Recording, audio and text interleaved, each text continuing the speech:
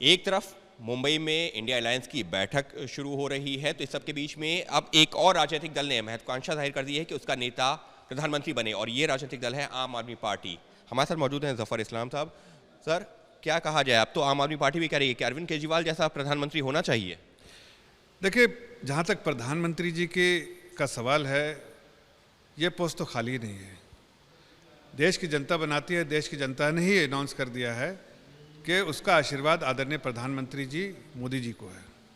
अब बार बार जो घमंडिया गठबंधन के लोग, उनके हर पार्टी के जो सरबराह हैं, लीडर हैं, वो अपनी ख्वाहिश जाहिर करते हैं, लेकिन उनको देश की जनता ने बताया, उनका मतलब पीएम का मतलब फिर मिलेंगे 2024 के बाद। 2024 के बाद इलेक्शन जब हो जाएगा, प्रधानमंत्री मोदी जी फिर से एक बार शपथ लेंगे, आशीर्वाद देंगे जनता का, उसके बाद फिर वो लोग मिलेंगे।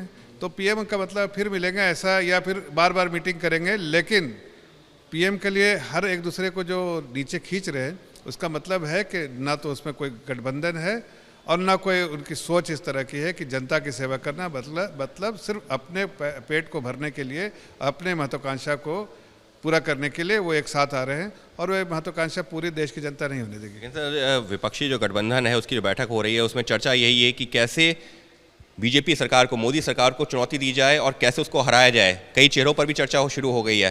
मल्लिकार्जुन खड़गे का भी एक ऐसा ही चेहरा है। देखिए, जितने भी चेहरे हैं, ये चेहरे जो है देश की जनता के सामने चेहरे ही नहीं है। इसलिए वो अपना चेहरा कितना भी चमकाने की कोशिश करे, देश की जनता का आशीर्वाद आदरणीय प्रधानमंत्री जी को है, और वही देश की जनता इस बार भी जब भी इलेक्शन होगा, देश की जनता आशीर्वाद जो है आदरणीय प्रधानमंत्री जी को देगी। और जितने भी सर्वे भी आते हैं, इंडिपेंडेंट सर्वे, आप उनसे पूछ लीजिए, किसी को 2%, 3%, 4% में, 15% में सब सिमट जाते हैं, बाकी 85% लोकप्रियता आदरणीय प्रधानमंत्री जी के लिए है। तो इस इंडिया अलायंस की बैठक का फिर आप क्या मतलब देख रहे हैं?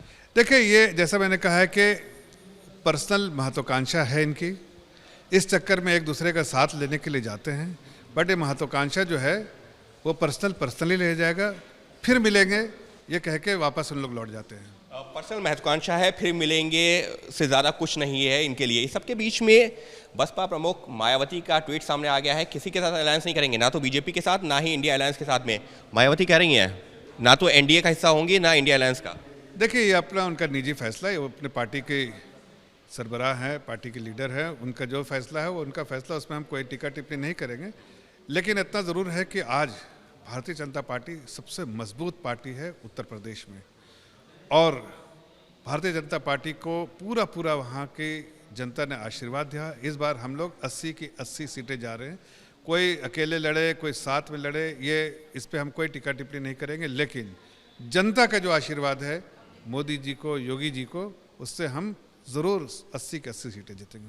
तो मायावती को लेकर के आपको लगता है कि ये जो बयान है वो एक मैसेज भी दे रही हैं अपने वोटर्स के बीच में कि कहीं जाने की जरूरत नहीं है? देखिए, वो क्या मैसेज दे रही हैं, क्या उनका इंटेंशन है, क्या फैसला लिया है, ये तो उनको ही पता होगा।